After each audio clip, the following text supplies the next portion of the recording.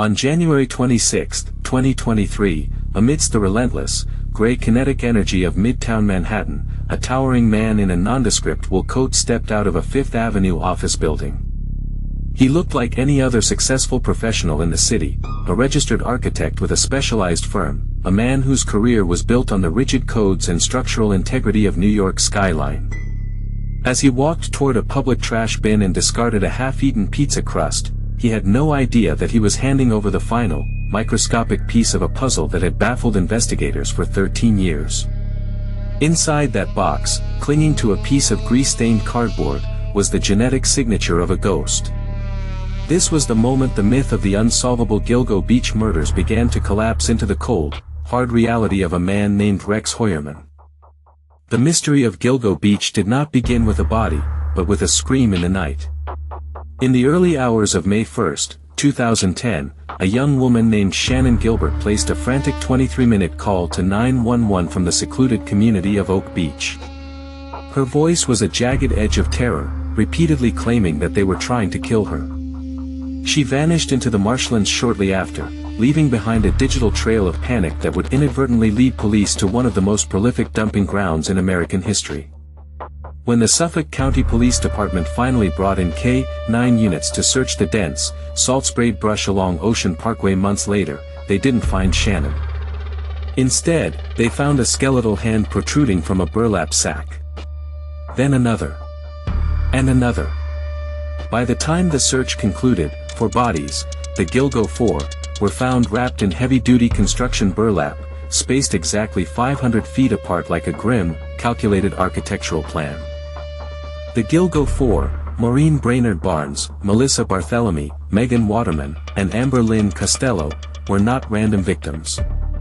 They were young women who had all operated as escorts, utilizing the anonymity of Craigslist to survive. The killer knew this. He didn't just understand the geography of the shoreline, he understood the social geography of the unseen. He targeted those whose disappearance might be overlooked by a busy city, and he did so with a chilling, methodical precision. The burlap used to shroud them wasn't common gardening fabric, it was a specific, heavy-duty variety used in large-scale landscaping and construction, the kind of material a man in the architectural or building trade would have easy, unquestioned access to. This was the first logical pivot in the case, the realization that the killer wasn't a drifter, but a professional who viewed his victims as biological waste to be disposed of with industrial efficiency. As the months turned into years, the investigation stalled against a wall of digital silence. The killer was a ghost in the machine. He used burner phones, disposable mobile devices purchased with cash, to contact the women. Even more hauntingly, he used these phones to call the victims' families after the murders, his voice calm and mocking as he described what he had done. These calls were traced to the busiest hubs of New York City, Penn Station, the Port Authority, and the bustling corridors of Midtown. In a city of 8 million people, tracing a 30-second call from a disposable phone was a mathematical nightmare. The killer knew the limits of the grid. He knew that by making calls in high-density areas, his signal would be lost among thousands of others. He was hiding in plain sight, a master of urban camouflage who understood that the best way to remain invisible was to stand in the middle of a crowd. For a decade, the case grew cold, buried under layers of bureaucratic friction and the sheer lack of physical evidence. The salt air and shifting sands of the Atlantic coast are hostile to DNA. However, the 80-20 balance of true crime dictates that even the most careful predator leaves a shadow. In 2022, a newly formed task force began looking at the case through the lens of modern data analytics. They didn't just look at the phones, they looked at the travel patterns of the signals. They found a recurring movement. A phone would activate in Midtown Manhattan, travel east through the Queens Midtown Tunnel, and terminate in the quiet, suburban enclave of Massapequa Park. This was a daily commute. The killer wasn't just a visitor to the city, he was a resident of the suburbs who worked in the heart of the financial and architectural district. When the name Rex Heuermann finally surfaced, it brought a new layer of psychological horror to the narrative. Heuermann was the president of RH Consultants and Associates. He was a man whose daily life was governed by the New York City Building Code, a massive, complex set of rules that dictate how every brick and beam must be placed. This obsessive attention to detail was mirrored in his crimes. He didn't just kill, he curated. He maintained a massive digital library of torture and sadism, hidden behind layers of encryption on multiple devices. But his most effective mask was his sheer normalcy. He lived in the same dilapidated red house in Massapequa Park for decades, a house that stood in stark contrast to the manicured lawns of his neighbors. To the world, he was a slightly eccentric, oversized architect. To his victims, he was the inevitable end of a calculated trap.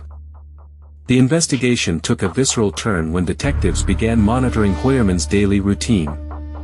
They watched him eat, work, and commute, waiting for a single lapse in his armor. That lapse came in the form of a discarded pizza box. In the world of forensic genealogy, a discarded item is a goldmine. While the Atlantic Ocean had washed away much of the evidence on the burlap sacks, a single male hair had been recovered from the tape used to bind Megan Waterman in 2010. For 12 years, that hair was a mystery. But when the lab compared the DNA from the pizza crust in Midtown to that hair, the match was undeniable. The probability of it being anyone else was 1 in trillions. The architect's biological code had finally been mapped onto his crime scene. As the first half of this investigation closes, we are left with a terrifying realization about the nature of the predator. Heuermann didn't just kill 4 women, the total body count at Gilgo Beach eventually rose to 11, including a toddler and an unidentified Asian male. The information gap here is profound. Was Heuermann responsible for all of them, or had he simply found a location where other monsters were also hiding their work? The focus remains on the why. Why would a man with a successful career and a family risk everything for these dark excursions? The answer lies in the architecture of his mind. He viewed the world as a series of systems to be manipulated.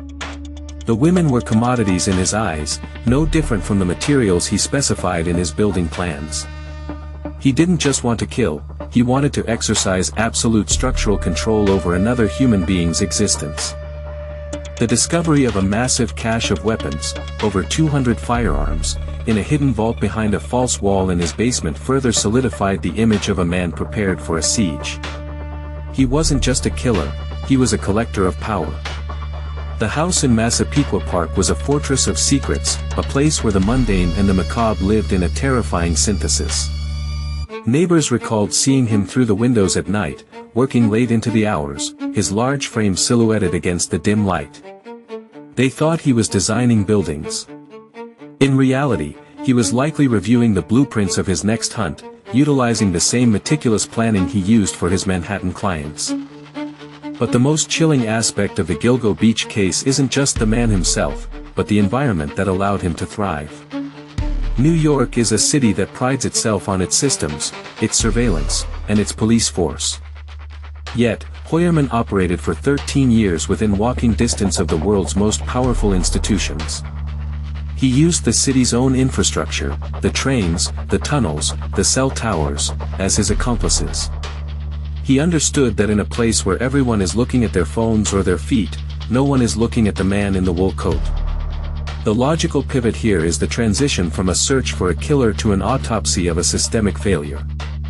How did a man with such a distinct physical presence, 6'4" and over 200 pounds, remain a ghost for so long? The answer lies in the delayed gratification of the justice system.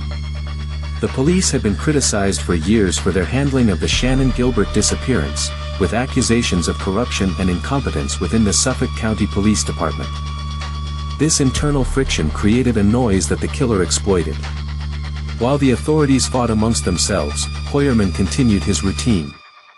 He went to his office, he filed his permits, and he returned to his dark room in Massapequa Park. He was a man who understood that if you wait long enough, people stop looking. He relied on the entropy of the investigation. But entropy eventually meets the cold, unwavering precision of science. The investigative focus shifted from the sand of Ocean Parkway to the hard drive seized from the cluttered home in Massapequa Park. As digital forensic experts began to peel back the layers of Rex Heuermann's online life, they discovered a secondary, digital dumping ground. Heuermann wasn't just a consumer of dark content, he was an obsessed student of his own myth. He had performed hundreds of searches for Gilgo Beach serial killer. Why hasn't the Long Island serial killer been caught? And Long Island serial killer house. This reveals the ultimate hubris of the predator. He was checking his own score in real time, monitoring the progress of the police to ensure he remained one step ahead of the perimeter. He was a man who understood the structural integrity of a secret as well as he understood the load-bearing capacity of a steel beam. The logical pivot in this narrative occurs when you examine the timeline of the Gilgo 4 in relation to Heuermann's family life. For years, the public wondered how a man could commit such heinous acts while maintaining a domestic life. The answer was found in the travel itineraries of his wife and children. Every single disappearance coincided with periods when his family was out of town, visiting relatives in Iceland or vacationing in Maryland. This was not a man acting on impulse, this was a man who scheduled his atrocities. He utilized the void left by his family to transform his suburban home into a laboratory of violence. The information gap that investigators had to bridge was the transition from a man who meticulously followed building codes to a man who meticulously followed the code of a killer. He treated the absence of his family as a permit for his darker impulses, ensuring that the physical space of his home was cleared of witnesses before the first phone call was ever made to a victim. Further analysis of his professional life in Manhattan provided the missing link between the burner phones and the murders.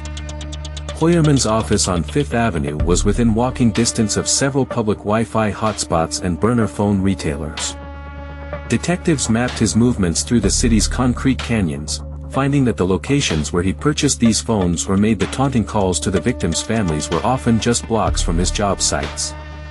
He was utilizing the urban noise of New York as a frequency shield. In a city where thousands of people are moving every minute, a man standing in a doorway making a 30-second call is invisible. He was a master of the physical arbitrage of the city, using the density of the population to mask his individual signal. He wasn't hiding in a cave, he was hiding in the sheer volume of the world's most connected city. The case took an even darker turn when investigators began to look at the non-burlap victims found at Gilgo Beach. While the Gilgo 4 were his primary signature, there were others: a young Asian male dressed in women's clothing, a toddler wrapped in a blanket, and a woman known only as Peaches due to a tattoo on her body. The forensics of these scenes were different, suggesting an evolution or perhaps a diversification of his methods.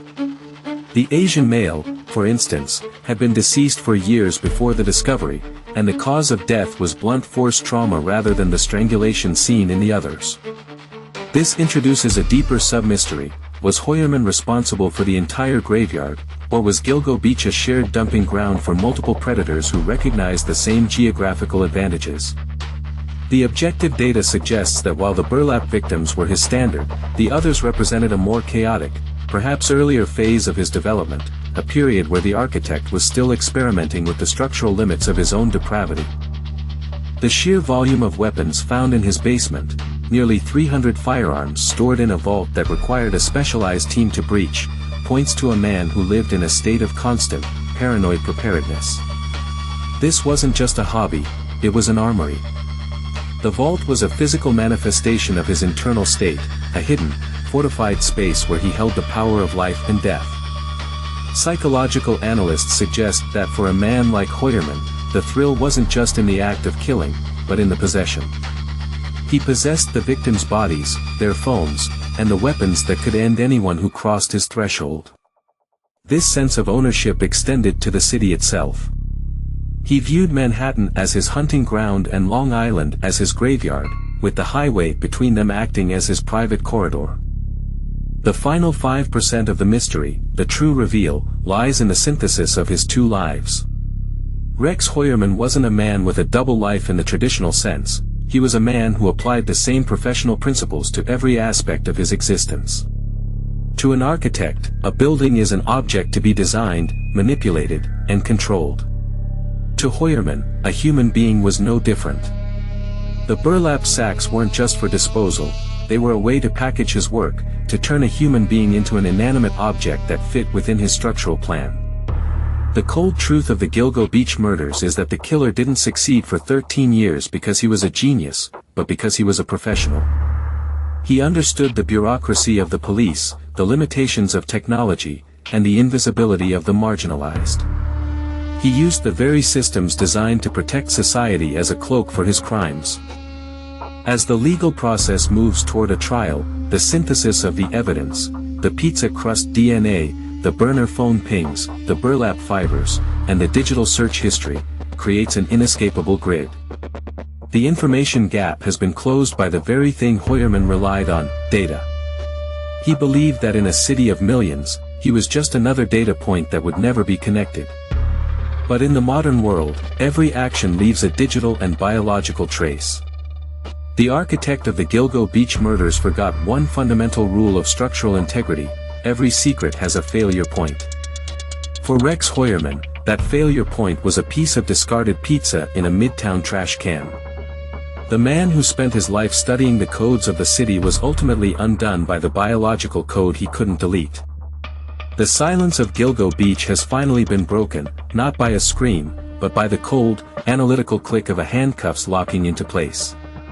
The graveyard by the sea remains a testament to the victims, but the shadow that once haunted Ocean Parkway has been dragged into the harsh, fluorescent light of a Manhattan courtroom, where the architecture of his crimes is being dismantled, piece by piece, until nothing remains but the hollow truth of a predator unmasked.